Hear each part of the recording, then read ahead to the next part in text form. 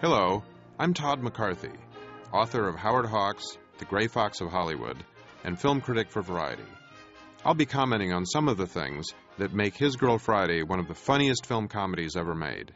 It combines terrific performances by Cary Grant and Rosalind Russell, brilliant rapid-fire dialogue, and outstanding direction, making it one of Howard Hawks' best films and a classic of the screwball genre.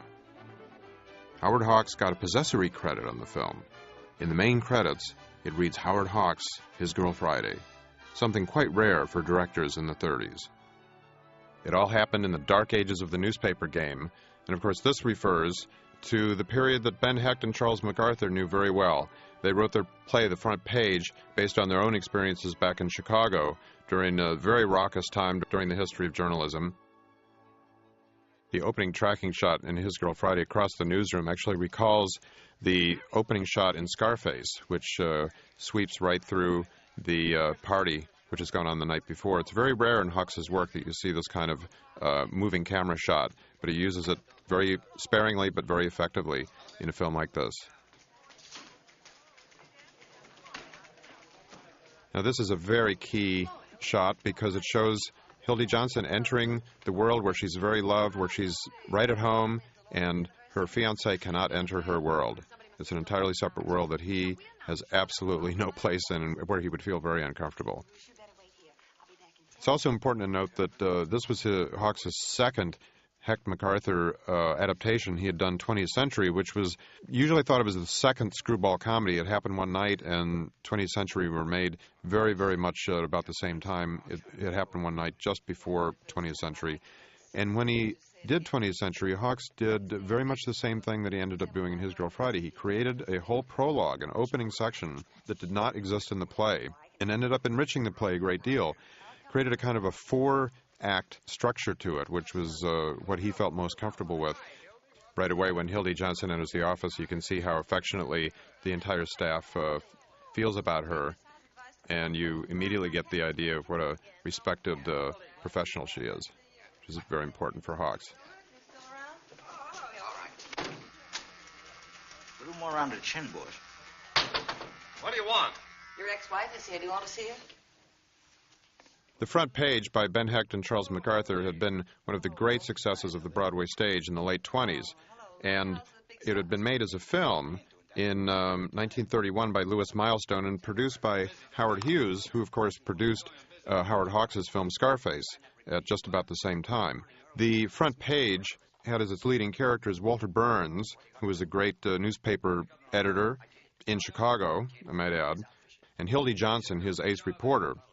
And that's the way it was done, of course, on Broadway and then again as a film in 1931. Hawks, at a party one night in the late 30s, wanted to show everyone that he was right in saying that the Front Page had the finest dialogue that had ever been written for the American stage.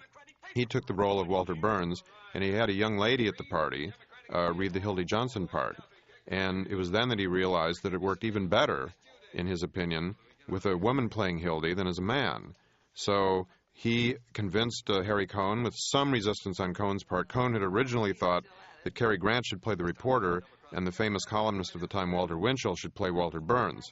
It didn't take long for Hawks to convince Cohn that this sex change idea could work.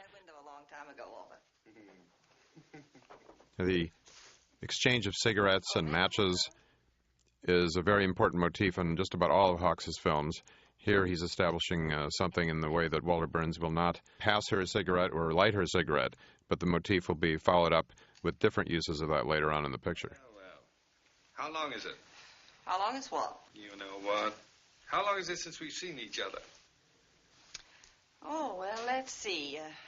I spent 6 weeks in Reno, then... Hawks approached Ben Hecht about doing it, but Ben Hecht was busy at the time, among other things, with rewriting Gone with the Wind for Hawks' good friend Victor Fleming. He then approached Gene Fowler, who was also a very famous writer and a crony of Hecht's back at that period, but Fowler was offended by the idea of changing it and tampering with this classic.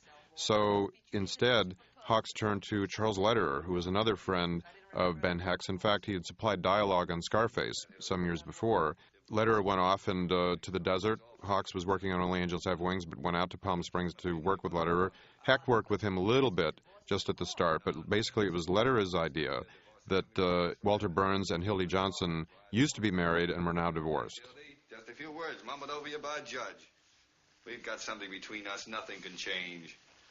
Well, I suppose you're right in a way, Walter. Sure, I'm right. I am fond of you, you know. And a girl?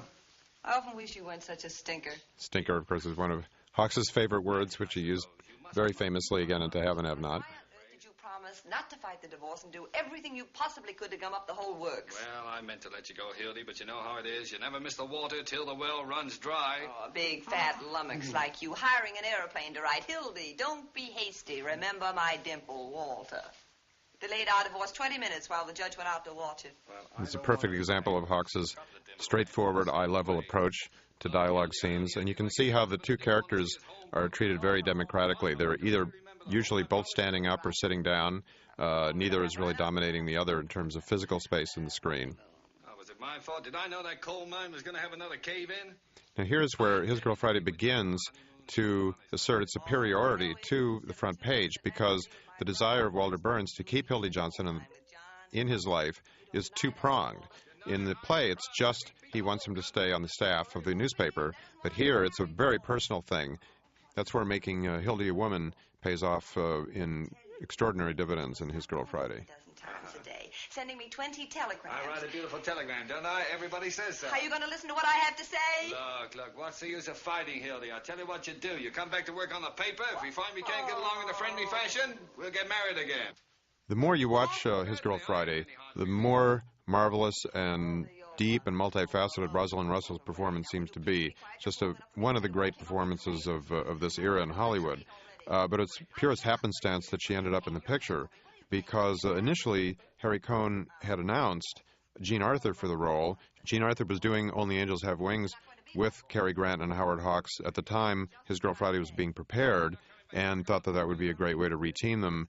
But Jean Arthur and Hawks really didn't hit it off so well, and the idea didn't take. So the offer quickly went out for this great role in His Girl Friday to many of the other top actresses in Hollywood: Ginger Rogers, Claudette Colbert, Carole Lombard, and the one that Hawks really thought most seriously about, Irene Dunne.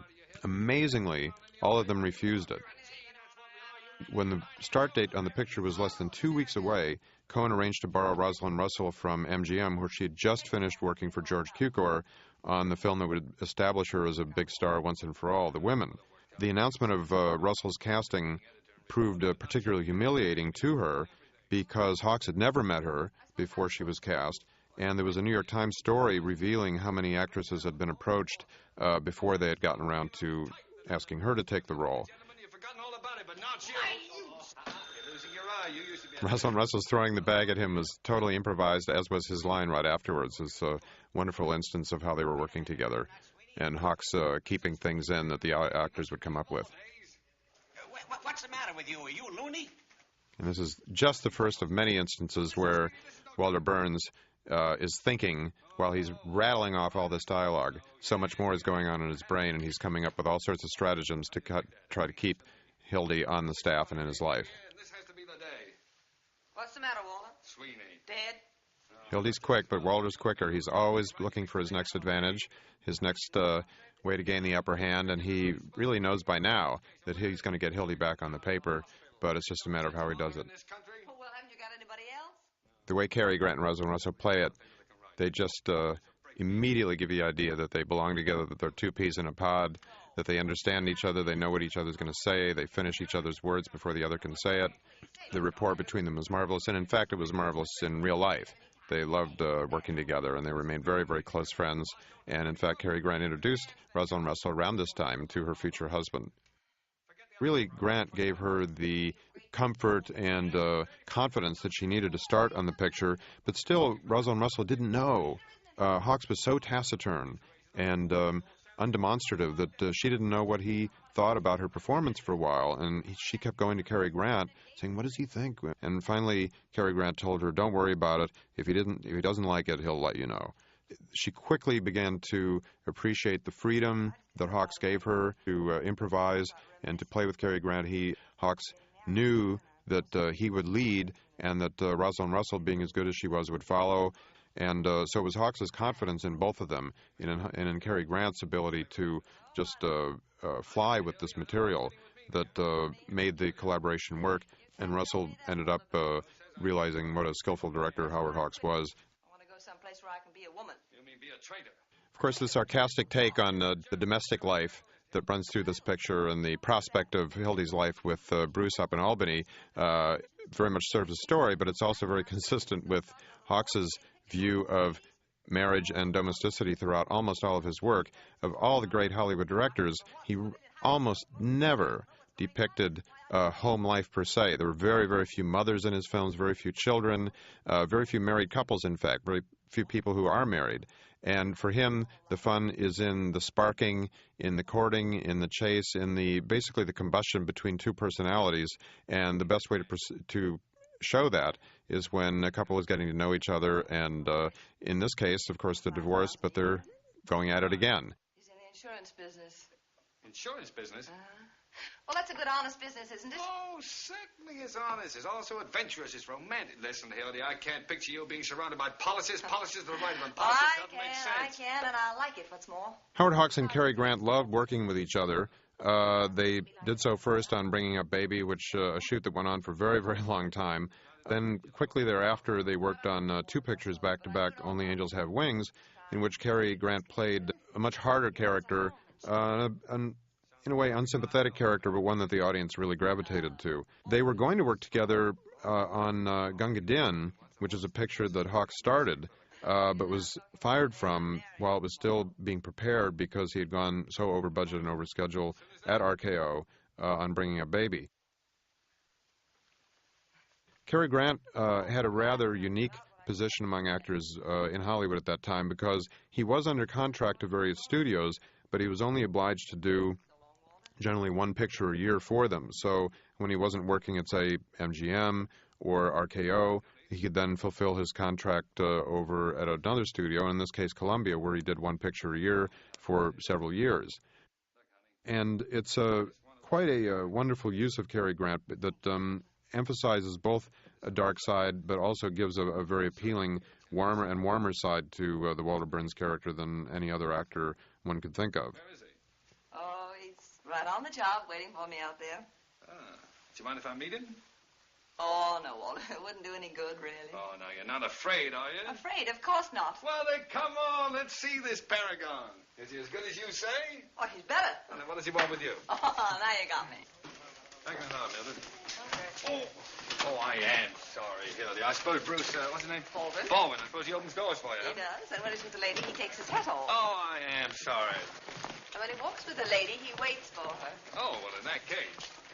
Now here, of course, they're exiting the world that they belong in, going out of it. They have to go out of it to see Bruce, the fiancé. The right husband for herself. How do you do, sir? Must be some mistake. I'm already married. Already married? Oh, Hildy, you should have told me. Well, congratulations again, Mr. Baldwin. Oh, no, my name Oh, is... excuse me, will you? I'm terribly busy. Just leave your card with the boy. What did you say, Mr. Baldwin? My name is... Mr. Burns. Some other time. I'm busy with Mr. Bruce Baldwin here. I didn't hear what you said, Mr. But I was Baldwin. going to say that mine is... Now, look, what is it with you? I'm Mine? Bruce Can't Baldwin. you see that... Oh, you're Bruce Baldwin? Yes. Well, who is he? Who are you? My name's Pete Davis. Well, Mr. Davis, is this any concern of yours? Oh, no. Well, from now on, I thank you to keep your nose out of my affairs. And Well, don't I let it just happen wanted to again, tell you that's that- all. Mr. Baldwin, I'm terribly sorry about this mistake. This is indeed a pleasure. Oh, that's wrong, isn't it? Well, Bruce, you see, I thought... You don't mind if I call you Bruce, do you? After all, we're practically related. No, not at all. You see, my wife, that is your wife, I mean Hildy... Oh, Hildy, you know, you led me to expect you were marrying a much older man. Oh, really? And what did I say that led you to expect such... don't worry about it. I realize you didn't mean old in years. You always carry an umbrella, Bruce? Well, it looked a little cloudy this morning. That's right. Rubbers, too, I hope. Attaboy. A man ought You to see, be here that prepared gives for you all you need to know about Bruce Baldwin. He's the man who's always prepared for the worst eventuality. He's in insurance, he has his umbrella, and he has his galoshes. After you. After you, Hildy. Wasting your time, Walter. Won't do a bit of good. No, I'm... That scene was entirely created for the film, and now this one was too. This restaurant scene, which actually was quite complicated to shoot, required well over the number of days that they thought very complicated, actually, choreography between the waiter, the serving of the food, the drinks. You'll notice that hardly anyone, especially Cary Grant, is able to get much food down because they're talking so much and so fast during the scene. And now, the complicity between them is suggested very simply in the way that they share a match, which Walter Burns was not willing to do in the opening scene. Ever since I met Hildy, I've never met anyone quite like her before. Everybody else I've ever known, well, you could always tell ahead of time what they were going to say or do. But Hildy's not like that. You can't tell. Because of the fast pacing, the overlapping dialogue, and the perfect timing that was required for the restaurant scene, and also the precision required for the innuendo and the nuances of the line readings, this scene did take twice as long to shoot as they planned. Originally, they had allotted 2 days for this sequence, and it ended up taking 4 days to finish. And Hawks shot it just with one camera. Now, you hear that, Bruce? That's my diploma. It must be quite a business if it's... Hildy, are you sure you want to quit? Now, Bruce, what do you mean? Well, I mean, if there's any doubt about it, or...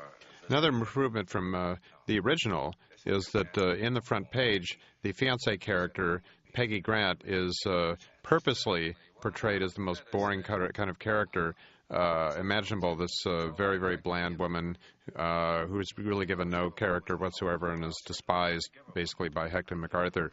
With Ralph Bellamy, of course, the character is made fun of, but there's a bit more of a dimension. He represents something real, something the audience can truly engage with, even though it's firmly rejected by the point of view of the film. Nice, yes. A home with Mother. In Albany, too. Mighty nice little town, Albany. They've got the state capitol there, you know. Yeah, I know, yeah. Well, we were there once. Listen, will you ever forget the night you brought the governor back to the hotel? You see, I was in taking a bath when I came walking out without... she didn't know I was in town. Well, Bruce, how is business up there? Any better? Well, Albany's a mighty good insurance town. Most people there take it out pretty early in life. Yeah, well, I can see why they would. Statistics show that most of our policies... You know, Bruce, I've got a feeling I ought to have taken out a little insurance. Of course, that really doesn't matter now that Hildy and I have, well, you know, we've, does it? Or does it? What do you think? Still, at that, it might have been a good idea if I had taken out a little insurance. Well, I honestly feel that way. Yeah, I think so. I figure I'm in one business that really helps people. Yeah. Of course, we don't help you much while you're alive, but afterward, that's what counts. Sure. I don't get it. Ouch!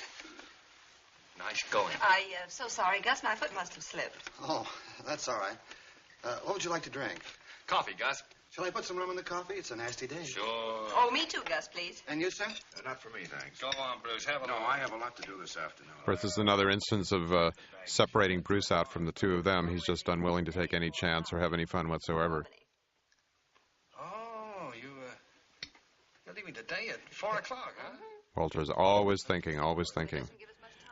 One thing Hawks and Lederer did, too, was to begin the action earlier in the day, unlike the front page, which begins at night and which begins with the officials testing the gallows outside the press room office. As soon as I get back to the table. Sure. Thanks, Gus. That's fine. Thanks, John. I'm terribly sorry about that. That's silly, wasn't it? Listen, Bruce, let me get that straight. I must have misunderstood you. You mean you're taking the sleeper today and then getting married tomorrow? Oh, well, it's not like that. Well, what is it like? Oh, poor Walter. He'll toss and turn all night. Perhaps we better tell him Mother's coming along, too. Mother? Well, your mother kicked the bucket No, about... my mother. Oh, your mother? Oh, well, that relieves my mind. It was cruel of us to let you suffer that way. Isn't Walter sweet? Always wanting to protect Walter Burns me. barely has a moment to get any food in his mouth whatsoever. He cuts and cuts, he smokes, he talks, but he doesn't eat. I do most of the protecting myself. Mr. Burns. Bruce, on the other hand, gets to eat quite a bit. That's strange. Pardon me. You know, Hildy, he's not such a bad fellow. No, he should make some girl real happy. Slap happy. Now, that little remark she makes, slap happy, is one instance of Rosalind Russell's contribution. He's got a lot of charm. At one point, Rosalind Russell was feeling that the Walter Burns character and Cary Grant had most of the good lines and some of the best jokes, and that the whole picture was leaning a little bit in his direction. So she took matters into her own hands and mentioned this to her brother-in-law, who is the head of the big advertising firm of Young and Rubicam, and he recommended one of his top copywriters to her to help her out with a few lines. And out of her own pocket, and unbeknownst to Hawks or anyone at the studio, Rosalind Russell paid the writer, whom she would never identify, by the way, $200 a week to sharpen her lines. And eventually he came up with some that she handed off to Cary Grant as well. Because of the anything-goes ad-libbing atmosphere on the set, Russell didn't have to clear any of these changes with Hawks, since she could just drop them spontaneously into her dialogue, and Hawks always readily approved these, assuming the lines that were good. Nevertheless, Cary Grant began to suspect that something was up. She was just a little too ready with these great lines every day. And it got to the point where each morning he would greet his co-star by inquiring of her, "What have you got today?" Maybe it isn't so hard either. Why, what do you mean, Hildy? Well, don't they have to have another expert examine him before they hang him? Sure, a bird named Egelhofer's going to do it. Well, he'll say the same as all the rest. Suppose he does. Well, what's your scheme, Hildy? Look, Walter, you get the interview with Earl Williams. Uh-huh. Print Egelhofer's statement. Yeah. And right alongside of it, double column, run your interview. Of course, here's Walter. He's been trying to suck her back, lure her back into the game, and here she is finally being inspired by it herself and offering up suggestions of what he should do. That's right. How long would the interview take? Oh, about an hour for the interview, another hour to write it. That's about all. Hildy, we could take the 6 o'clock train if it'd save a man's life. No, Bruce. If you want to save Earl Williams' life, you write the interview yourself. You're still a good reporter. Oh, Hildy, you know I can't write that kind of thing. It takes a woman's touch. It needs Now, that don't heart. get poetic, Walter. Get Sweeney. He's the best man you've got on the paper for that sob sister stuff. Poor Sweeney. Duffy just told me his wife finally had twins. Isn't that terrible? Well, Sweeney went out to celebrate. Now we can't find him anymore. So, Sweeney has twins, and Earl Williams gets hanged tomorrow. Now, Walter, look, it isn't... Well, you argue with her. You argue with her. Otherwise, you're going on a honeymoon with blood on your hands. How can you have any happiness after that? Of course, it doesn't take long for Walter to realize that he can work on Bruce's susceptibilities and get him to convince Hildy to do things that he wants her to do rather than to convince her himself. All the rest of your Stop. life. Walter, shh. Whole place will hear Stop you. what? What a knack. I just remembered Sweeney was only married 4 months ago.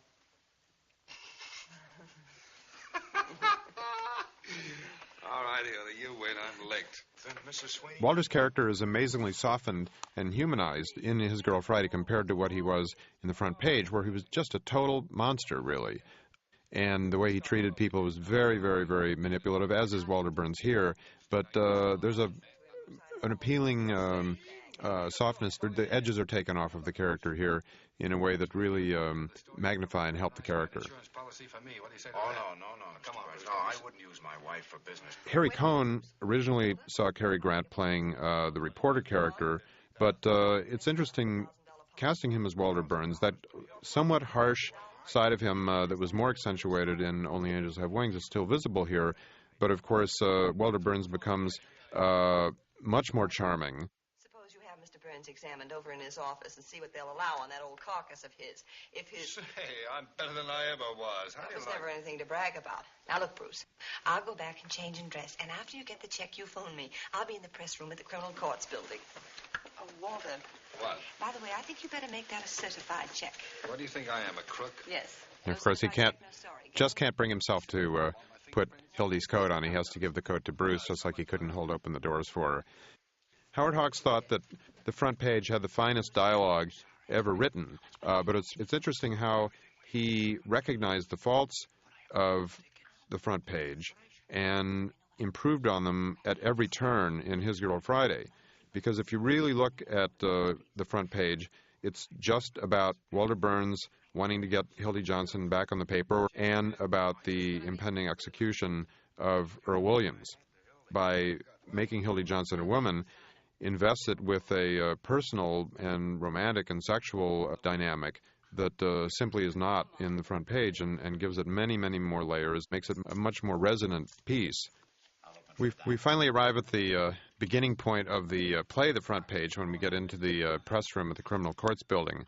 And things have been going along so swimmingly with Hawks and Rosalind Russell and Cary Grant up to that point, and they had been clicking so well, and the rhythm was so well established that it took these great character actors who were playing all the reporters a little bit of time to get up to speed to that. And the intricate timing that was required in the dialogue delivery in these scenes required some continual adjustments and retakes.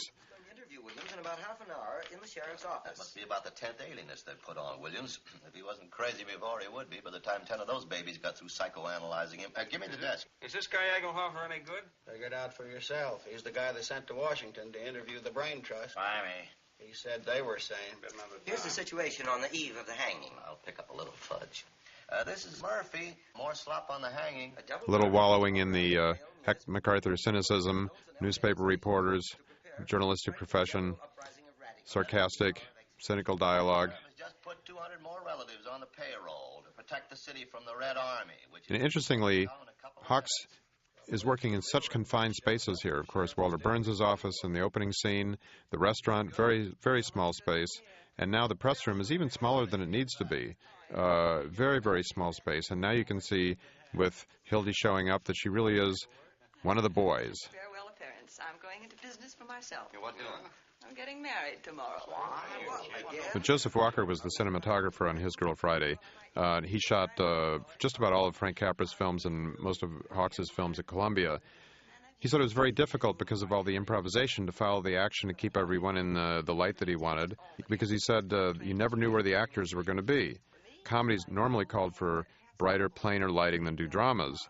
This film has quite a different look than Only Angels Have Wings, the film that Walker and Hawks had done just before. Walker also had to pay very special attention to the female star of the picture, Rosalind Russell. As Walker said, Rosalind Russell was very hard to photograph because she had sagging jowls along her chin. Walker's solution was to have the makeup man paint a very sharp, dark line along the edge of her jaw, blending it toward her neck. Then, hitting her with a high key light, that dark line became a strong shadow below her cheek, giving it a firm, youthful appearance. And indeed, Ros Russell looks great during the entire picture. Hey, keep quiet down there. How do you expect us to get any work done? Oh, shut up! And this business of testing the gallows is actually what opens the front page on stage. And here we are half an hour into His Girl Friday. Say, Hildy, does Walter know you're getting married? Just had lunch with him. Does he know you're quitting? Yes, I told him. Any more questions? Thank you. And again, Hildy has the kind of easy rapport with these guys at a slightly less higher pitch than she does with Walter Burns, but has absolutely nothing to do with the way that she relates to her fiancé. He's a bookkeeper. He starts in at $20 a week, and after 14 years, he gradually works himself up to $17.50. Come on, come. No, McCluskey Company goes out of business, and Williams loses his job. Dime open. Can't get another. No, I'm in. So he starts hanging around the park, listening to a lot of soapbox spellbinders, making phony speeches, and begins to believe them. And make some of his own. Up a dime. I'm in.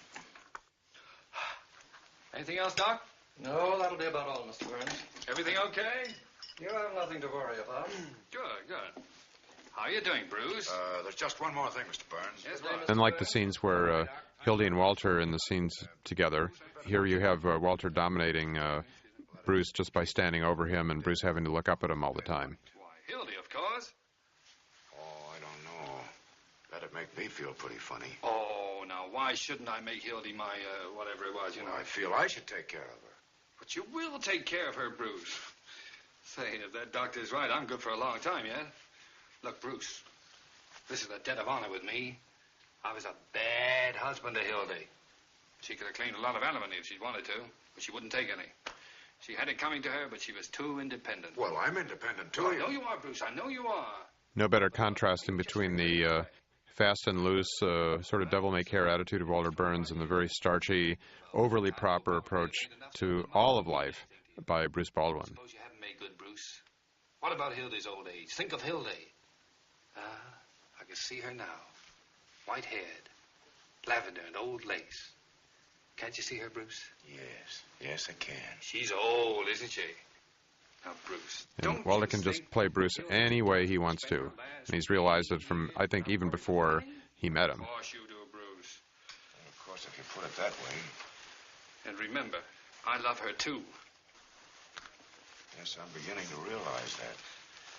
And the beauty of it is, she'll never have to know until I've passed on.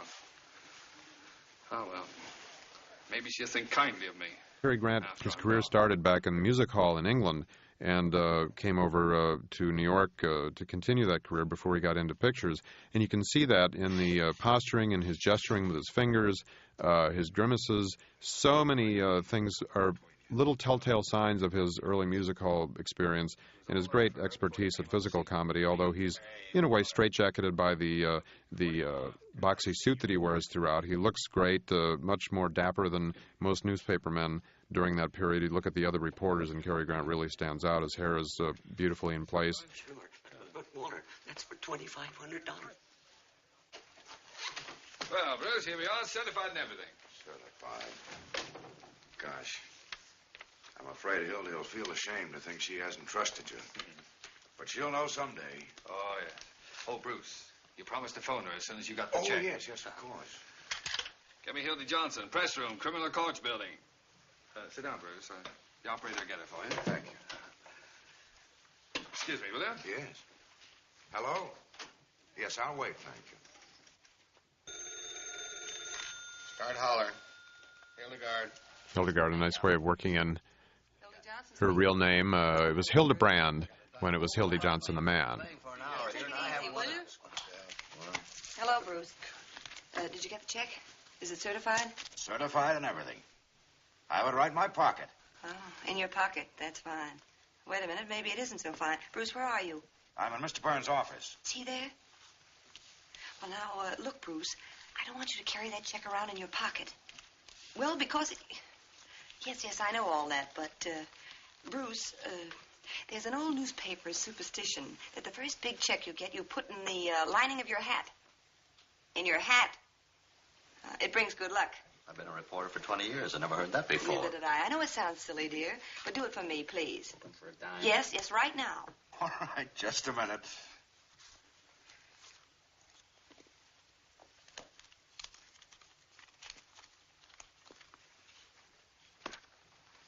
There you are. I've done it.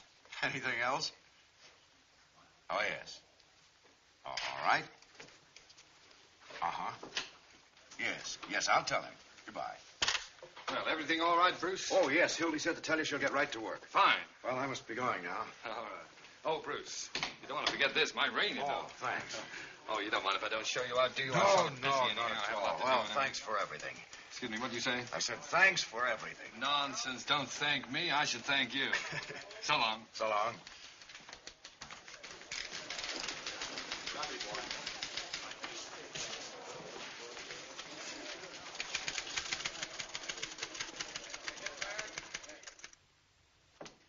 Hello, Cooley?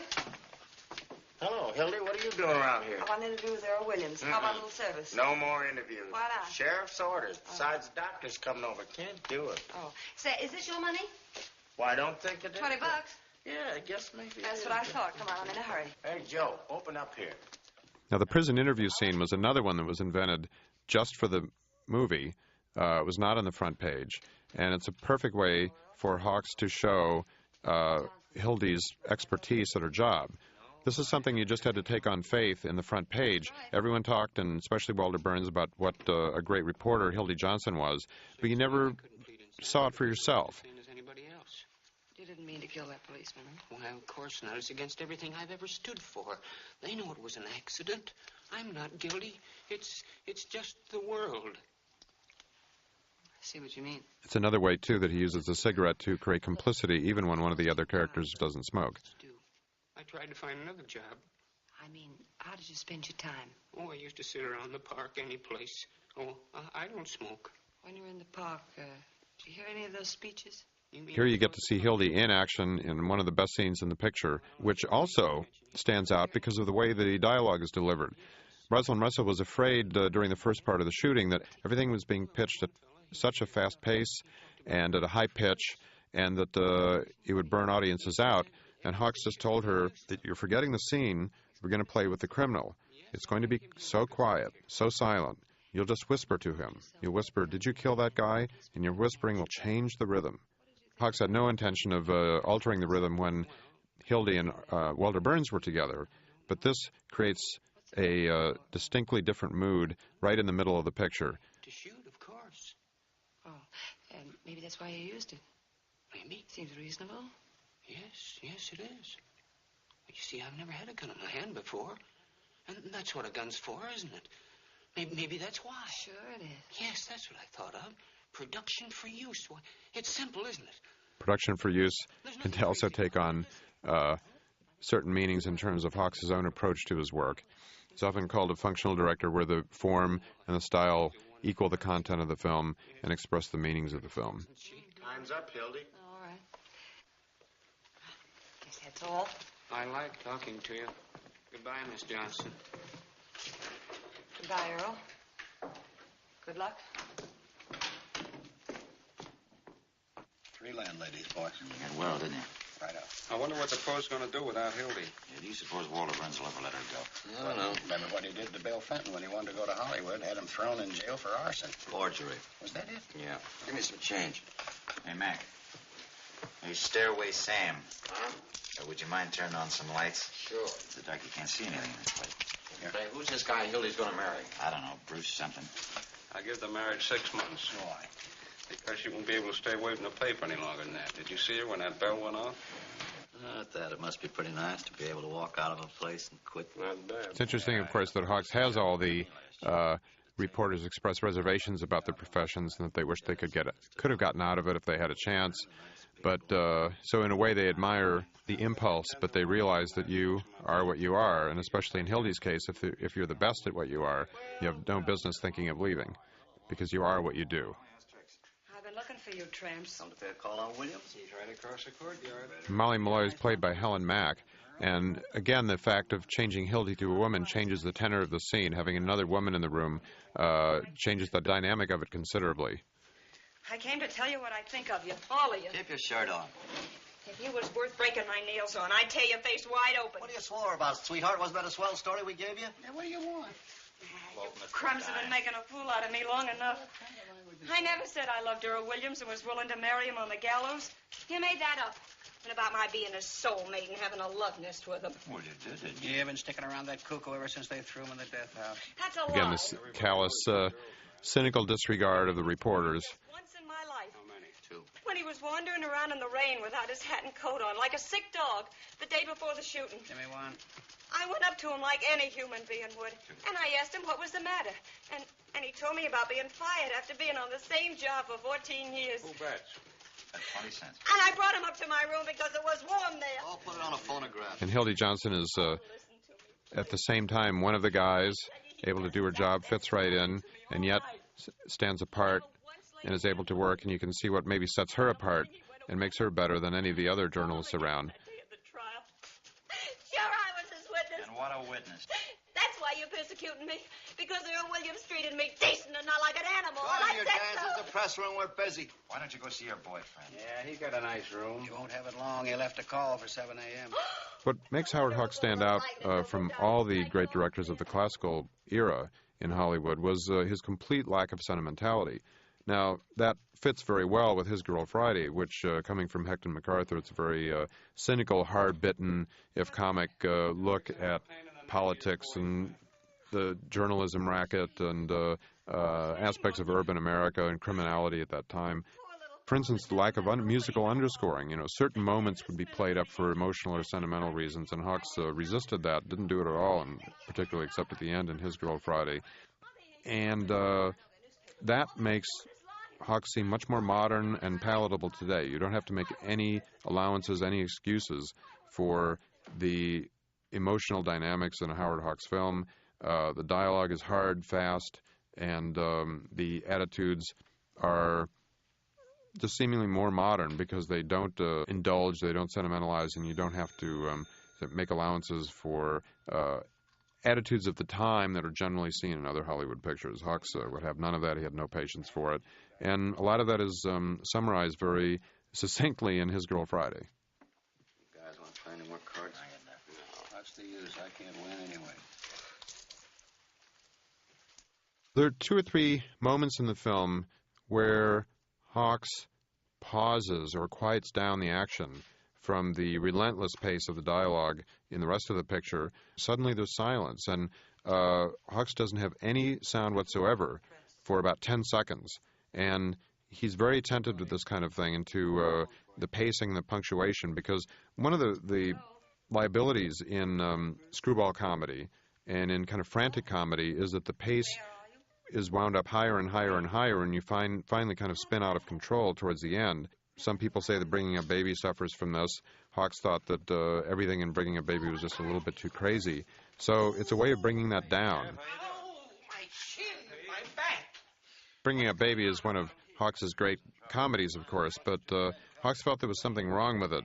And he later figured out that what the problem that audiences had with it is that, in his view, all the characters were crazy. This time, in His Girl Friday, he was determined to play the supporting characters straight to offset the antic behavior of his leading characters. Hawks said that outside of one reporter and then the funny man played by Billy Gilbert, who came in with a pardon, and then the overdone mayor character played by Clarence Kolb, he made all the reporters pretty legitimate and believable. He wanted them to be funny, and he let them play their funny lines, but they were legitimately believable as newspapermen, and they were not acting funny.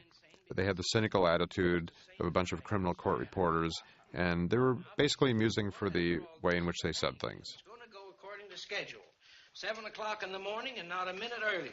After all, there's such a thing as being humane, you know. All right, Pinky. Wait till you want a favor.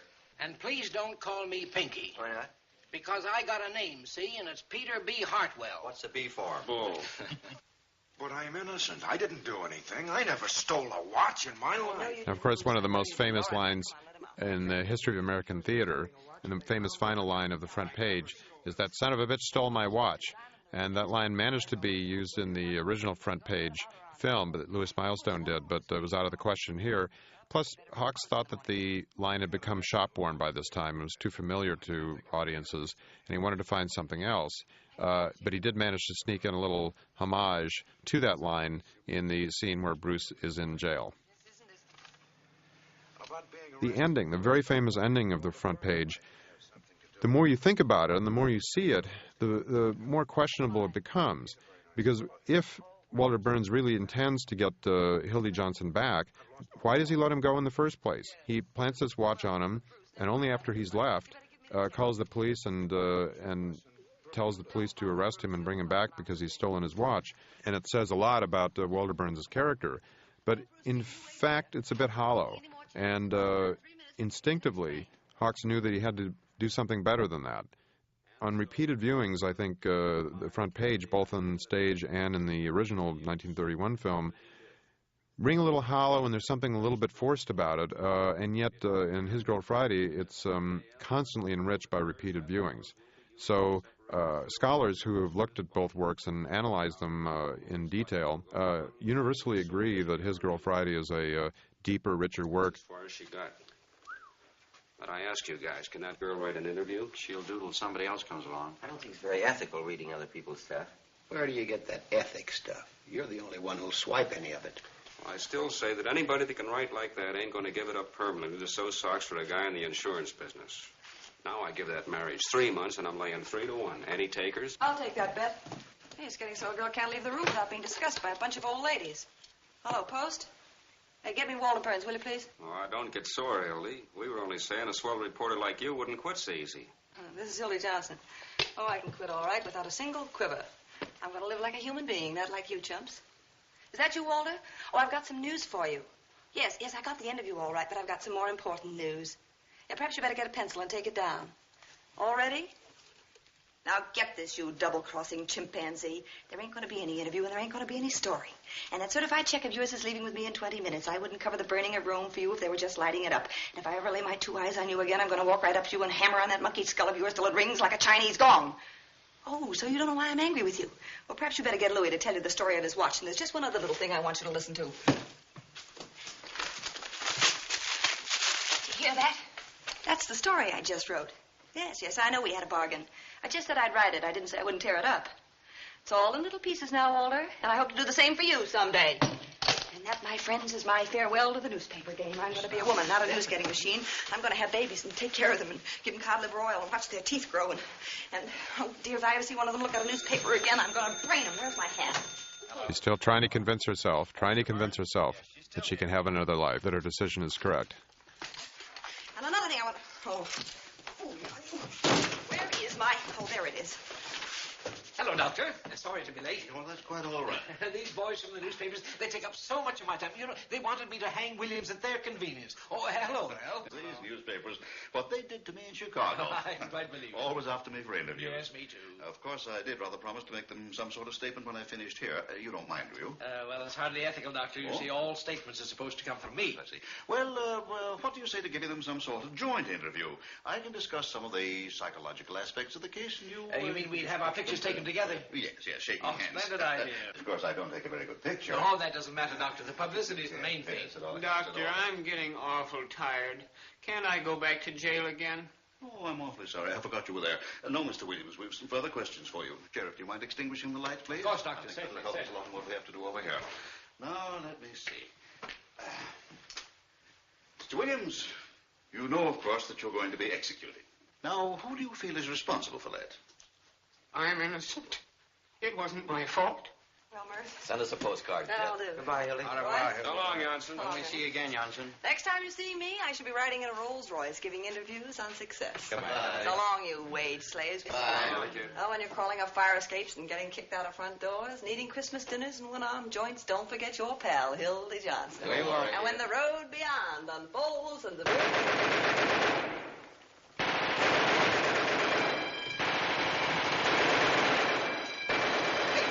Jailbreak! What's the matter? What happened? Hey, watch where you're aiming, will ya? Lock the gate! You try the gate! Who got away? Who was it? William! Who do you think? Hello. Hurry up. This is important. Give me the desk. We get Hawks punctuates the turning point in the film with a quick little montage of all the reporters and Hildy finally realizing who she is and what she's got to do. Oh, Post, get me Walter Burns, quick. Hildy Johnson. The reporters were right all along. Walter Burns was right all along. She is a newspaper man. Yeah. Don't worry, I'm on the job.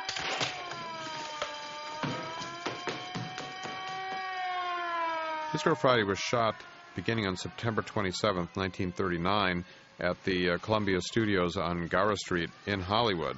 The only footage that was not shot there was shot by Hawks's longtime collaborator and second unit director, Arthur Rawson, and he shot for 3 days out at the Columbia Ranch in the San Fernando Valley, particularly the scenes in the courtyard of the criminal court building, all the shots of the gallows, and then a little action scene, the scene of Rosalind Russell running through the courtyard after Earl Williams has escaped. And which of the male reporters up in the brim would have done that?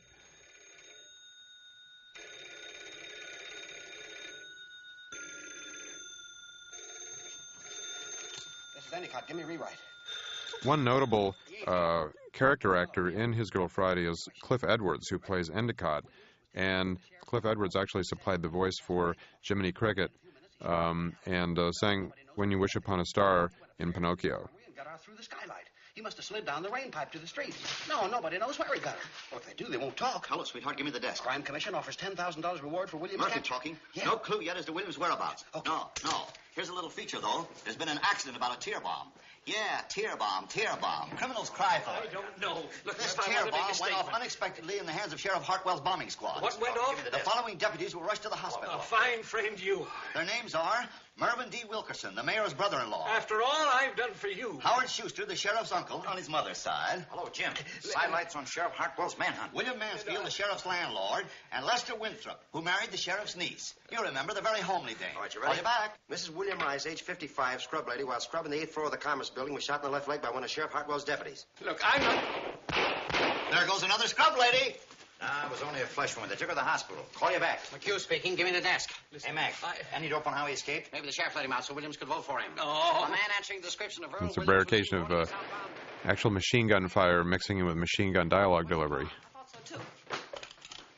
Get me Walter Burns, quick.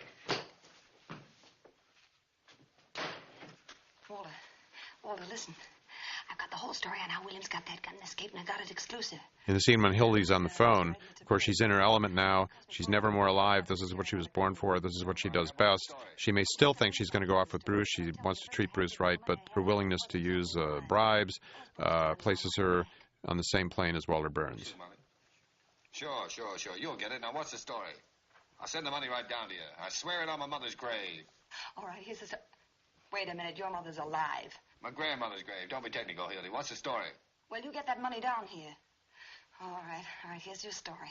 It's the jailbreak of your dreams. It seems this expert, Dr. Egelhofer, the profound thinker from New York, was giving Williams a final sanity test in the sheriff's office.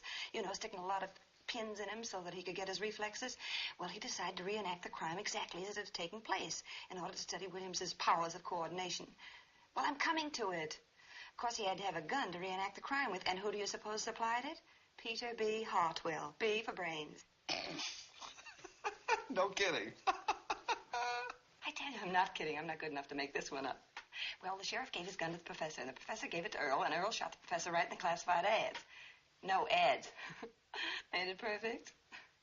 If the sheriff had unrolled a red carpet and loaned Williams an umbrella, it couldn't have been more ideal. Who? Oh, no. Egelhofer wasn't badly hurt. They took him to the county hospital where they're awfully afraid he'll recover. Oh, that's great work, Hildy. Huh? I'll stop worrying about the money. I'll see you get it in 15 minutes. Well, I better get it in 15 minutes. Bruce is downstairs waiting in a taxi cab for me, and we're in a hurry. Hold on a minute. Hey, Benji, come here. There's a guy waiting in a taxi in front of the criminal courts building. His name is Bruce Baldwin. What does he look like? He looks like that fellow in the movies, you know, Ralph Bellamy. There are a couple of instances where Cary Grant breaks character and refers to both himself and his fellow actor by their real names in the picture. And in this instance, he describes Bruce Baldwin's character as looking like that fellow in the pictures. You know, what's his name? Ralph Bellamy. Bellamy happened to be watching the dailies when Harry Cohn heard this for the first time, and the studio chief erupted in fury at the impertinence of this, but he eventually let Hawks leave it in. No, never mind the thanks. Just see that money gets here. Oh, Hildy, you still here? No, I'm in Niagara Falls. McHugh speaking. Emo, I got a good feature for you on the manhunt. Ready? Mrs. Phoebe DeWolf, 861.5 South State Street, Collard, gave birth to a Picket Indian patrol wagon with Sheriff Hartwell's Special Rifle Squad acting as nurses. Phoebe was walking along the street when... That's right, yeah. So they coaxed her in the patrol wagon and started a race with the start. When the Picket Indian was born, the rifle squad examined him carefully to see if it was Earl Williams. Well, they knew he's hiding somewhere. Yeah, here's the payoff. They named the kid Peter Hartwell DeWolf after the sheriff. Yeah, they all chipped in. Bruce, I thought you were downstairs in the... First kid ever born on a manhunt. What? Here's another feature. Arrested again? What for this time? Oh, well, they called it mashing. No, I didn't, Hildy.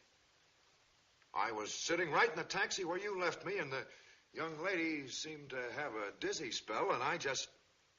Huh? Well, she's kind of, huh? Yes, she's a blonde.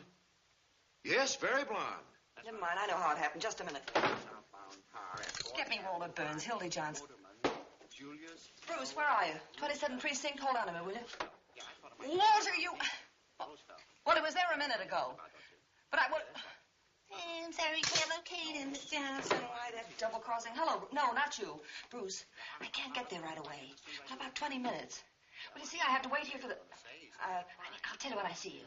Oh, if I ever get my two hands again on that Walter Burns... Hold on a minute, Nemo. Anything I can do to help you? How much money have you got on your man? Sorry, 64 cents. Welcome to it.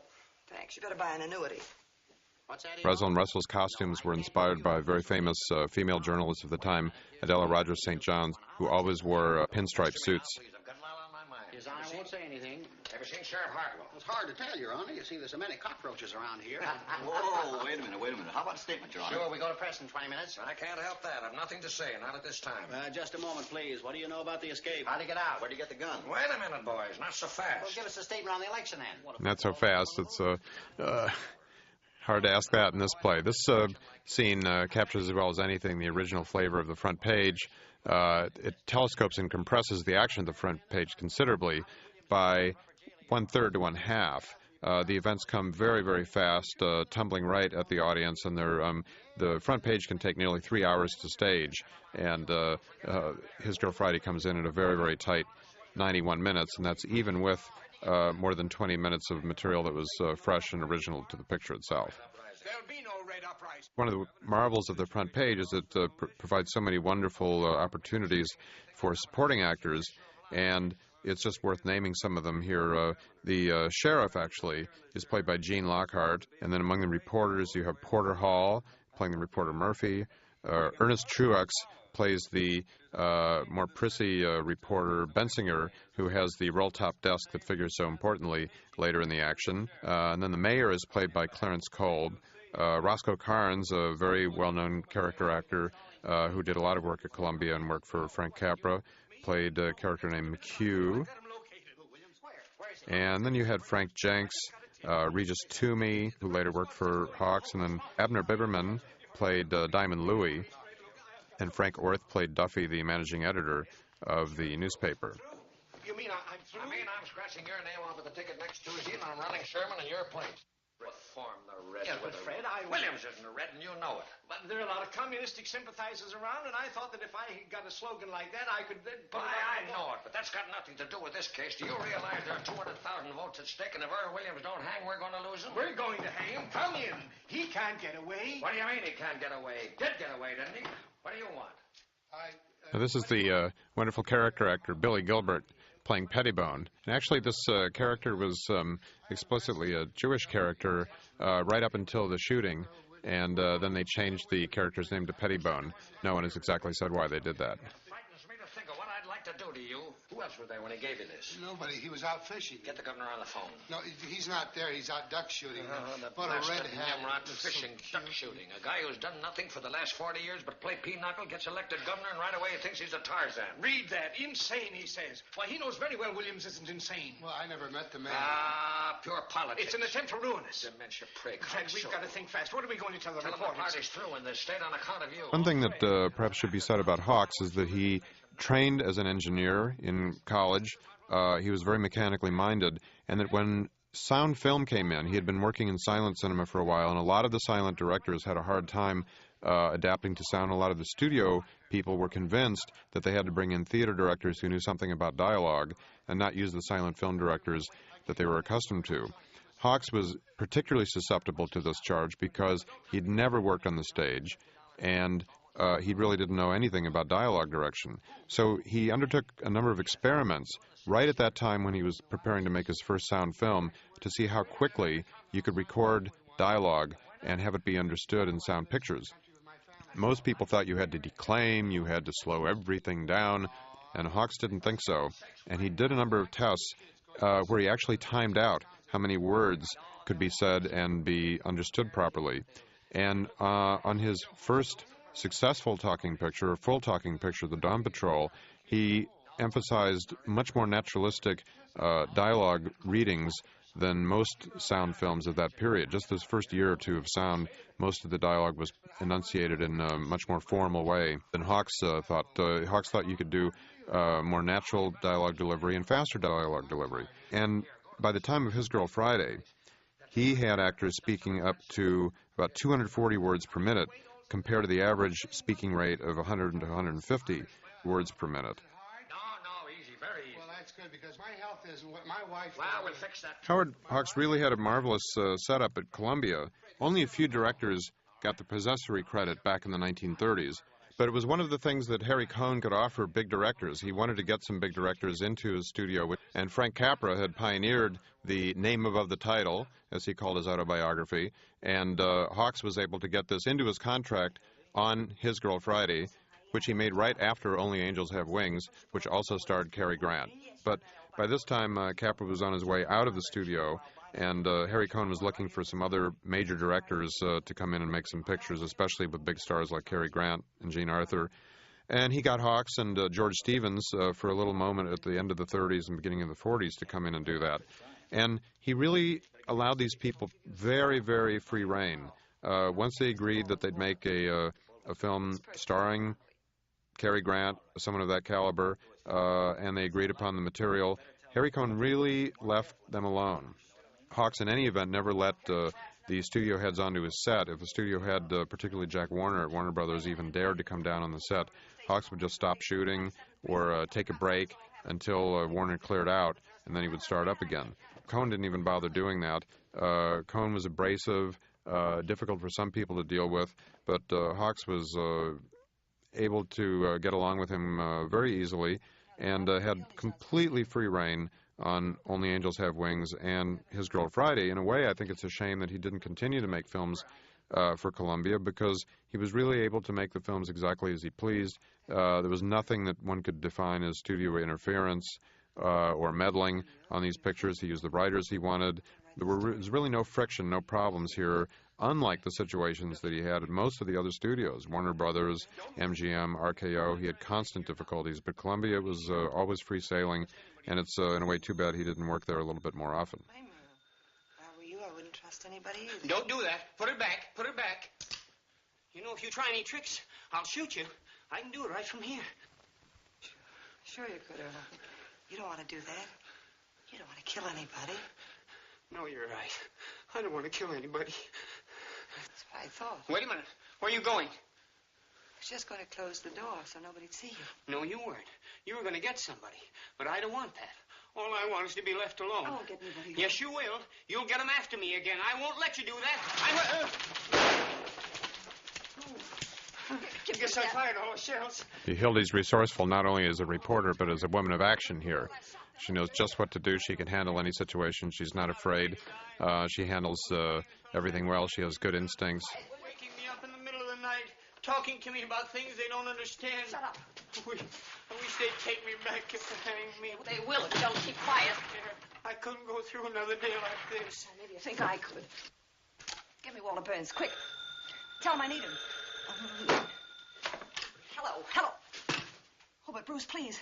I know I said to be down 20 minutes, but something terrific has happened. Hold on. Walter, Hildy, come over here right away. Wait, Bruce, just a second. I'll explain everything. Walter, get this. I've got Earl Williams here. Yeah, right in the press room. Honest, on the level. Hurry, I need you. Right. Bruce, the biggest thing in the world has happened. I've captured Earl Williams. You know, the murderer. Stay down there, Earl. Wait a minute. Listen, Bruce, I'll be down. But just as soon as I hand him over the paper, I'll be right down. Notice how the phone that she was talking to Bruce on falls down, and the one that she was talking to Walter on stays up. And it probably was just an accident, but how appropriate. And, of course, they probably did multiple takes, and Hawks chose that one. Please tell me. Molly, I don't know. And I'm awfully busy. Am I running home? Oh, look. They got him surrounded. They're going to shoot him down like a dog. They're looking for you, too. If you're smart, you'll get out of here. I don't care. You got to tell me. You got to. I ain't afraid All right, of them. Molly, I'll tell you where they are. They're down at Center Street. Center and 4th. Oh, that's where he used to... Molly, don't go. Oh, come in, Molly. Draw up a chair. Hello, Molly. Because the lighting in this scene is very different from the lighting in anything we've seen up until now. Really, I didn't. Be quiet. You believe me, don't you, Molly? Sure, I believe you.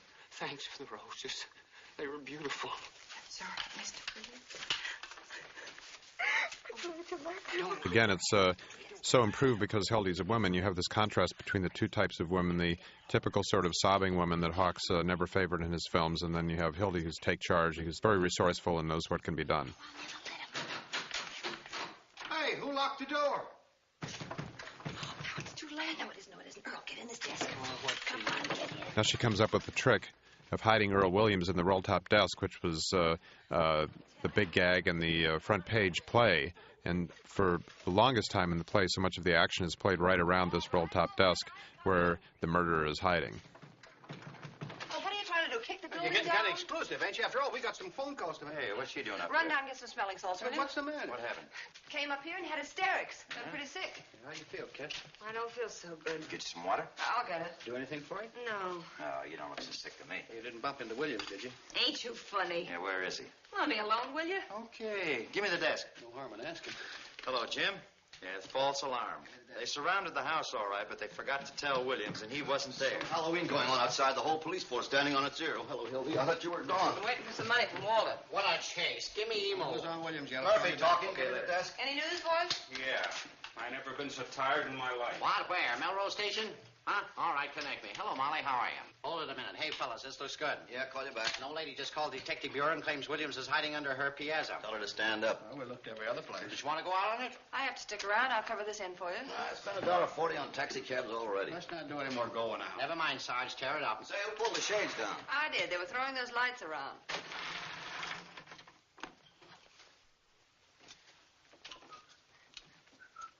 You know, I got a hunch Williams ain't anywhere they've been looking for him. He might be right here in this building somewhere. Sure. Hanging around like a duck in a shooting gallery. There's that skylight he got out of, but how did he reach the ground? I'm pretending there ain't any Earl. Jump over to this roof. It's only about 4 feet. Yeah, once he got to the roof, he could slide down a drain pipe. And come in any one of these windows on this side. Rosalind Russell had a little bit of trouble finding her niche in Hollywood, but right around this time is when she became a big star. She was a very energetic, appealing actress, but certainly never more so than in this film. At first, she felt a little uncomfortable with Hawks because of the bad start that they had gotten, but very quickly into the shooting, Russell came up to speed with Cary Grant and matched him quip for quip and ad-lib for ad-lib. And finally, she had a ball, and in her autobiography, she wrote, "We went wild, overlapped our dialogue, waited for no man." She quickly became converted to Hawks's methods after initially having such doubts about it, and finally said that Hawks was a terrific director. He encouraged us and let us go.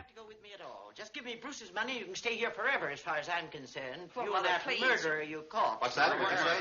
Which one of these men is it? They all look like murderers to me. Wait a minute, Hildy. What murder did you I catch? was just talking about. I never said any such thing. I'm quoting my son, and he has never lied to me. That's ridiculous. In the first place, no, I never said anything like that. Yes, you did. No, I didn't. I said I was trying to find the murderer. Millie, Got it all balled up. Can't you see that? Who you holding Well, on? it's ridiculous. Nobody. Come clean Now let me exactly go, what you will have. you? I don't know where he is. Please. Stop it. What are you asking her for? She don't know where he is. I'm the only one that knows. Where is William? Try and find out. Come on, Molly, talk. Talk? Now you want me to talk? Sure. Oh, ain't that funny? You wouldn't listen to me before, not even for a minute. And now you want me to talk. Don't tell him anything, Molly. Let me alone. I know what I'm Stay doing. out of this, Hildy. Why didn't you listen to me? Why Come on, cut that out. You keep your Where is he, hands Molly? off Where me. is he? What do you want to know for? So you can write some more lies, so you can sell some more papers. Never mind, Dad. All right, I'll tell you what I'll do. I'll give you a story. I'll give you a wonderful story. Only this time it'll be true. You'll never find him now. As Walter comes in and is completely unmoved by what has just happened, and he's just concerned with Earl and what they're going to do. She's dead. No, she isn't killed. She's moving.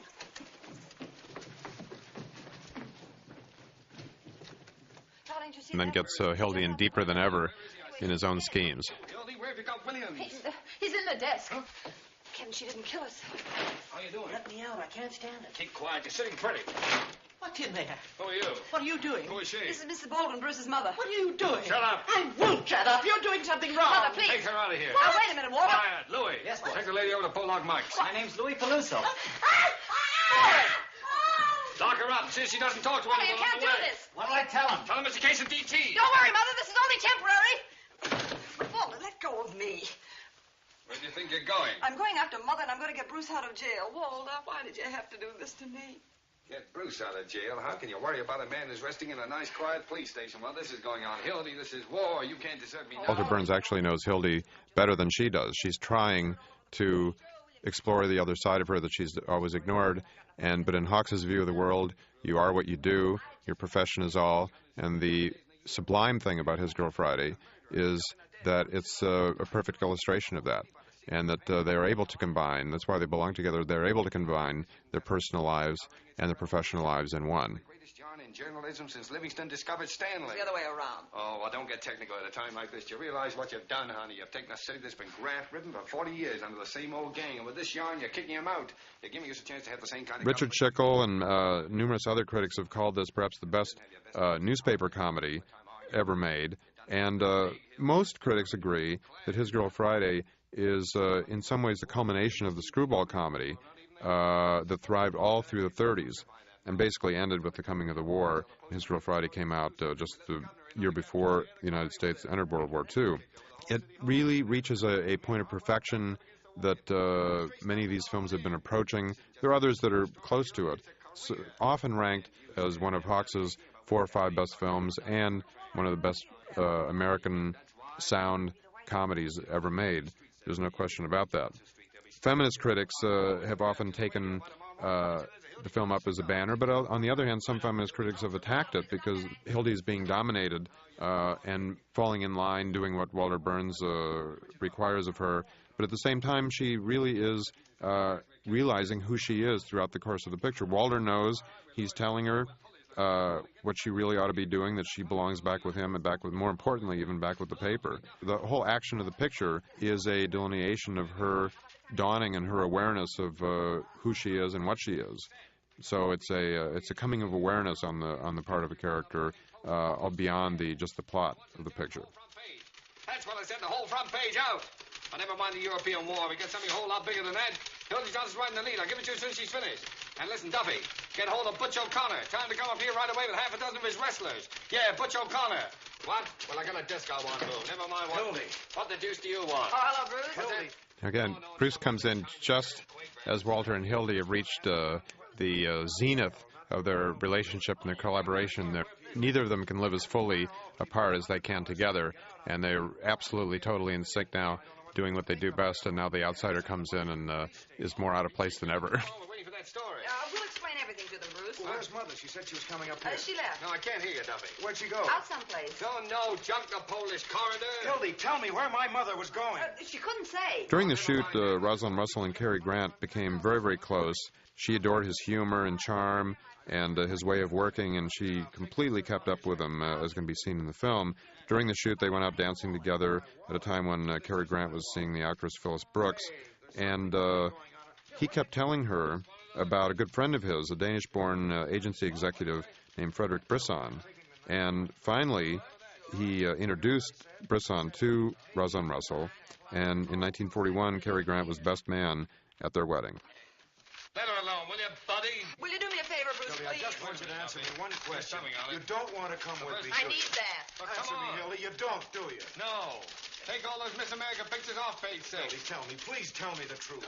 Oh, wait If you a ever minute. loved me, Hildy. Now, look here, my good man. You shut up, Burns. No, how can I do anything with You're your doing racket all this to going her. on? I know that. She wanted to get away from you and everything you stand for, but you were too smart. You caught her and changed her mind. Now, His Girl Friday is famous for having some of the fastest dialogue delivery in cinema. It's possible that the first front page had even faster delivery, but that's not really the point. It's the way he uses the dialogue musically, the way Walter Burns and Hildy Johnson are obviously on the same wavelength, the way they speak, the way the reporters speak, and then Ralph Bellamy, her fiancé, it's as if he's from another world. Love you. Now you know that isn't the point at all. What else The point is that you never intended to be decent and live like a human being. What's that? All right, all right. If that's the way you want to think. Sebastian I see jumping. what you I'm are trying to now. concentrate. You're just like him and all the rest. Sure, that's what I am. What? No, leave the rooster story alone. That's human interest. Did you get hold of Butch Look, if you O'Connor had any yet? sympathy or understanding, Well, you'd get hold understand of what it. I'm trying to understand, do. all right. I understand. Wait, just a minute. There's only one question I want to know. What? Walter. What? The mayor's first wife. What was her name? You mean the one with the wart on her? Right. Fanny. What Another one of Hawks's and Letter's little tail jokes snuck right in. Hawks had a pattern in these days when the censorship was so strict of loading up his films, his scripts with double entendres and innuendos, and the Hayes office would catch most of them, but inevitably perhaps a few of them would slip through, which helps explain why Hawks's films were a little racier than most other people's, because he really pushed it in every possible case. Now the moon's out. Fine. 3 taps is made. Don't forget. How you doing? Got enough air? Not very much. That better? You're sitting pretty. The front page has always been a favorite, both on stage and in the movies. It was revived quite wonderfully in the late 60s, early 70s on Broadway with Robert Ryan playing Walter Burns. After His Girl Friday, or following in the footsteps of His Girl Friday, there was a film called Switching Channels, which was set in the television world, where Hildy Johnson was again a woman, played by Kathleen Turner, and the editor was played by Burt Reynolds, and the Bruce Baldwin character played by the more imposing Tom Selleck. You also had, in the early 70s, another straight film version of the front page, starring Walter Matthau as Burns and Jack Lemmon as Hildy Johnson, film directed by Billy Wilder, one of the great writer-directors in Hollywood history, but it was not as successful a version of the front page as either the original front page film or His Girl Friday. As a matter of fact, I was talking to our Mr. Duffy about you just this afternoon. Really? Well, nothing detrimental, I hope. On the contrary. There was one swell story you had in the paper this morning. Oh, did you care for the poem, Mr. Burns? The poem? The poem was great. I like the ending especially.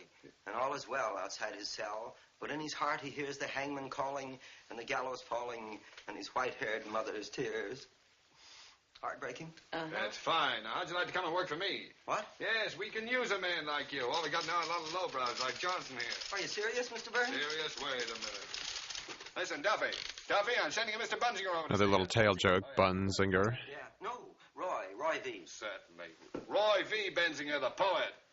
Cary Grant had a great long-time working relationship with Howard Hawks, mainly in sort of comedy and farcical roles, except for Only Angels Have Wings. They started in 1938 with Bringing Up Baby, where Cary Grant played so memorably opposite Katharine Hepburn. And then in succession, they did 3 films, Bringing Up Baby, Only Angels Have Wings, and then His Girl Friday. After World War II, Hawks and Cary Grant teamed up again on 2 pictures. The first of these was I Was a Male War Bride, which is one of the most excruciating comedies of sexual frustration and postponement of marital consummation that's ever been filmed. He finally dressed Cary Grant up in drag towards the end of that. It was a great success. Cary Grant adored working with Hawks and thought it was great fun, despite the fact that when they were in England shooting it, Cary Grant became very, very ill and lost about 25-30 pounds. They had to delay shooting for months until they finally could pick up again in the United States. Hawks had offered a major role in Red River to Cary Grant, the gunslinger character of Cherry Valance, played by John Ireland eventually, but Cary Grant didn't think it was exactly suitable and wasn't really an important enough role, so he turned that down. And after I Was a Male War Bride, they did another picture, another comedy, which reduced the Cary Grant character to the infantile level in Monkey Business, which was just sort of a reduction of the elegance and charm of Cary Grant, which nonetheless was a very, very successful film. He wanted Cary Grant to play the drunk character opposite that Dean Martin played in Rio Bravo, opposite John Wayne, but again he bowed out of that. And then one last time Hawks wanted Cary Grant was Man's Favorite Sport, but this was at the period in the mid-'60s where Cary Grant was beginning to feel uncomfortable playing opposite very young leading ladies, and he bowed out, and Hawks eventually had to replace him with Rock Hudson. What do you mean I handed her? The cops was on the wrong side of the street. Now everything's fine. She's probably squawking her head off in the police I station. don't think she's squawking much. You know what I mean? Don't tell me. Was she killed? Hey, was she? Did you notice? Say, listen, me with a gun on the hip and a kidnapped old lady on my hands, I'm going to stick around asking questions from a lot of cops. You know what I mean? Dead. Oh, this is the end. Oh. Well, it's fate, Hildy. What will be, will be. What am I going to say to Bruce? What can I tell him? Look, honey, if he really loves you, you won't have to tell him anything. Snap out of it. Would you rather have had the old dame dragging the whole police force in here? I killed her. I'm responsible. What am I going to do? How can I ever face Bruce again? Look at me, Hildy. I am looking at you, you murderer. Oh, now, if it was my own grandmother, I'd carry on. You know I would for the paper. Louis, where did it happen? Weston and 34th. I got to get out of here. We can do more here. Now, be calm. Listen. Hello? Hello? Main 4557. Who? Well, Butch, where are you? Oh, no. Mission Hospital receiving room, please. Well, what are you doing there? Haven't you even started? Hello, Eddie. Hildy Johnson. Was there an old lady brought in there from the Oh, oil for smash? St. Sebastian, Butch. Listen, it's a matter of life and death. Nobody? I can't hear. Morningside You got who? 2469. Speak up. A what? Well, you can't stop for a day now. Community Hospital, give me the receiving room. I don't care if you've been after her for 6 years, Butch. Our whole lives are at stake. You're going to let a woman come between us after all we've been through? Oh, Max, Hildy Johnson. Was there an old lady brought in there in an auto smash-up? Butch, I'd put my arm in fire for you up to here. Now, you can't double-cross me. Well, look around, will you, please? She does? All right, put her on. I'll talk to her. Oh, good evening, madam. Now, listen, you 10-cent glamour girl. You can't keep Butch away from his duty. Hawks loved Cary Grant's little horse noises. He used that in the comedies that he did with Cary Grant. He made this little horse whinnying. She hung up. What did I say? And he had him do it several times here. Duffy! How do you like that? Mousing around with some big... What'd you Duffy! say? You shut up. I'm trying to hear. Duffy! That's cooperation. Nobody? Duffy!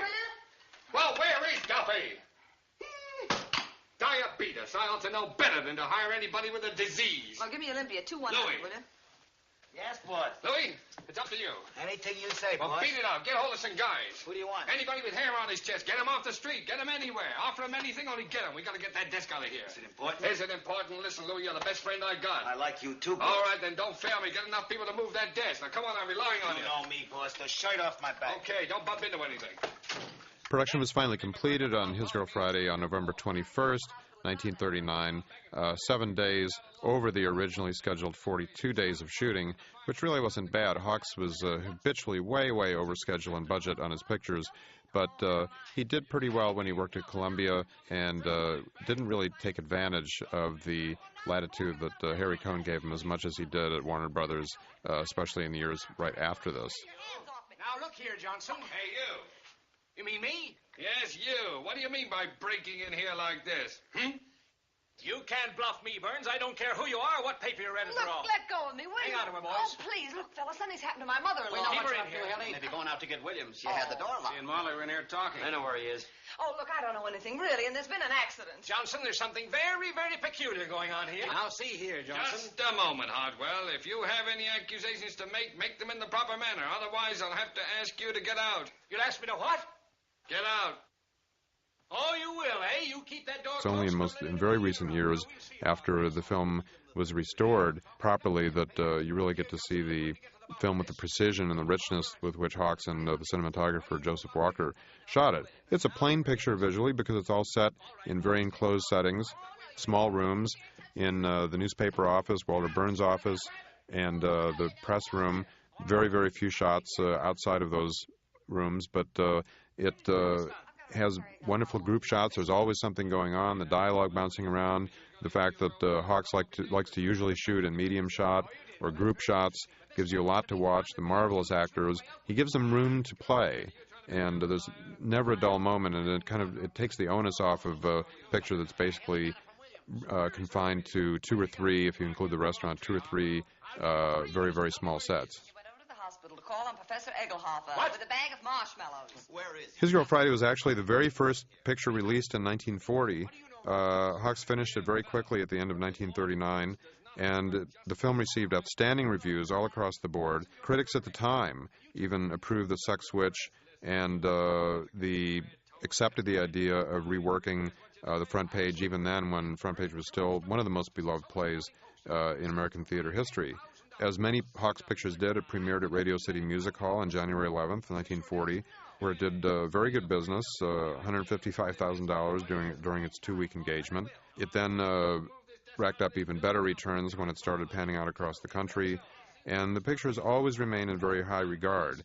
Confiscate this This is desk. your last chance. This is a federal offense, and you fellas will be accessories. We'll take a chance on that. Go ahead, boys. All right. Open up this door. Mother, I am glad to see you. Are you all right? I've been That's worried. the man that did it right there.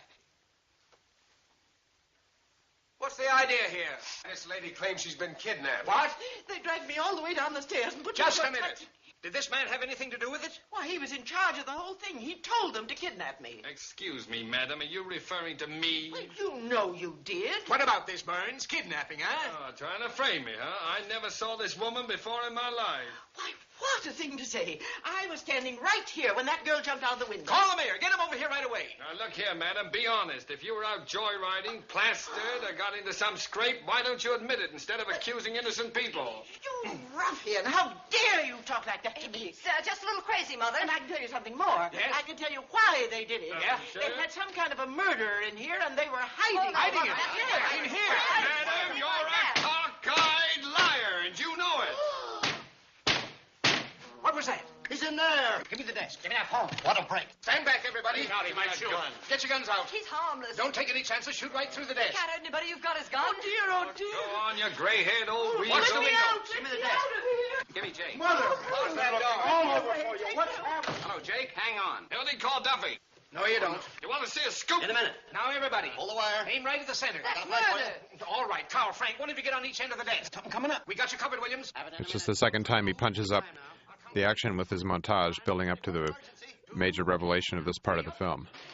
I got you, Williams. Go ahead, shoot me. Come on there. Earl Williams just captured in the press room in the criminal courts building, hiding in a desk. Come on your feet. Come out, boys. Don't try any funny stuff. Williams was unconscious when they opened the desk. Williams put up a desperate struggle, but the police overpowered him. He offered no resistance. He tried to shoot out with the cops, but his gun wouldn't work. Break through a whole cordon of police. Duffy, the morning Give me post that. turn Williams over to the sheriff. Put the cops on these people. More later. Anonymous note received by the sheriff led to Williams' capture. Hold on. The sheriff is tracing a mysterious telephone call which gave away Williams' hiding place. Where's the old lady? Where'd she go? She went out. Come back.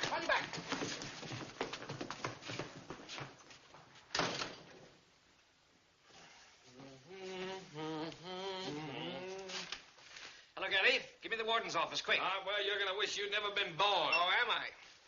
Hello, Fred. Well, fine work, Pete.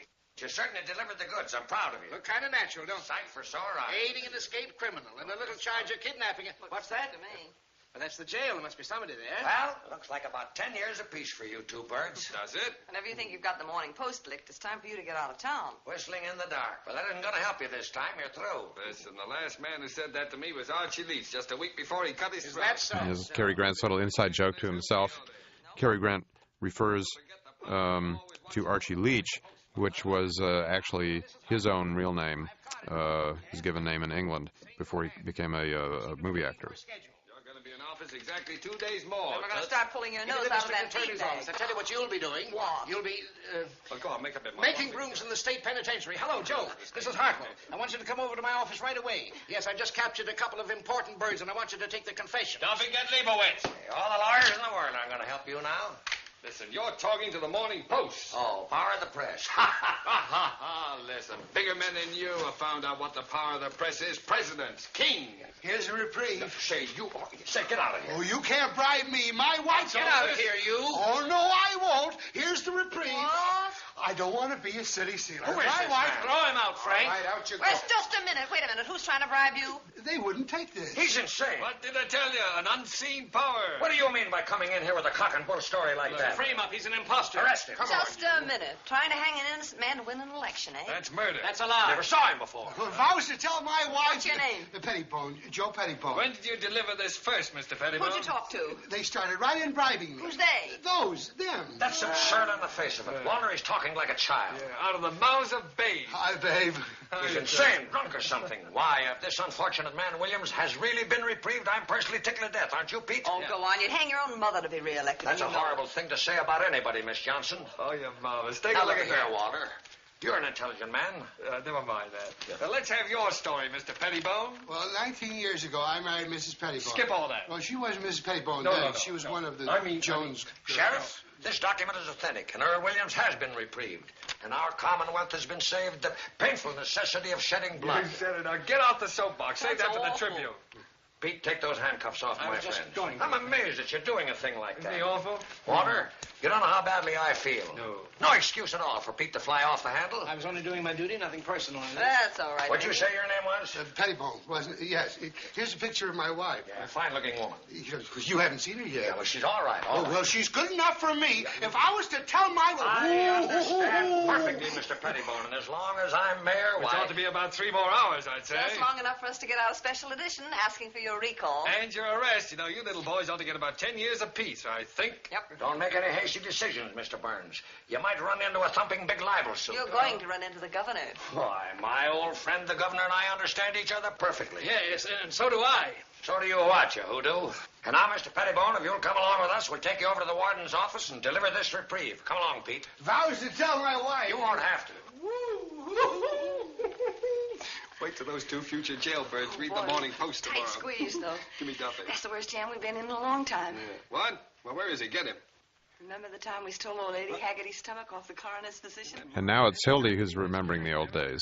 She knows now how much fun it is and how much she belongs in the newspaper game. And just the way Walter reminded her of old times in the restaurant scene, now she's reminding him. We could have gone to jail for that, too. You know that. Yes. Maybe you're right, Hildy. It's a bad business. Well, you're going to be better off. So you better get going. Where'll I go? But to Bruce, of course. So just like in Only You Just Have Wings, Cary Grant can't say that he needs the woman. He has to get her to say it herself, trying to push her away, but while trying to keep her. Get going, Giga. What is that with you? Wait a minute. Now, look, honey, can't you understand? I'm trying to do something noble for once in my life. Now, get out of here before I change my mind. Come on. Walter, This is tough listen, enough now. Just a minute. Send the fellow a wire. He'll be waiting when you get in. Come on. Who'll write the story? I'll do it myself. Won't be half as good as you can do it, but what's the It's difference? my story. I'd kind of like to think that it... Oh, at last, I Duffy. get it, Walter. The same old act, isn't it? Try to push me out of here thinking I'll be stupid enough to want to stay. No, I know I deserve that, Hildy. Wait a minute, Duffy. But this is one time you're wrong. Look, honey, when you walk out that door, part of me will go right with you. But a whole new world's going to open up for you. I made fun of Bruce and Albany and all that kind of thing. You know why? Why? I was jealous. I was sore because he could offer you the kind of life I can't give you. That's what you want, honey. I could stay and do the story and take the train in the morning. It No, doesn't make forget that it. much Come on, difference. come does it? on. Goodbye, dear, and good luck. Oh, Duffy. Hello? Now, listen how it goes so far. Oh, just a minute. Hello? Who? Hildy Johnson? No, she just left. I'm still here. I can take it. Hang on a minute. Hilda Johnson speaking. The 4th Precinct Police Station. Well, put him on. Bruce, I thought you were on your way to Albany. What for? For having counterfeit money. Counterfeit money? Hold on a minute, Duffy. Well, where did you get it? I gave it to you. Oh, all right, I'll try and do something about it.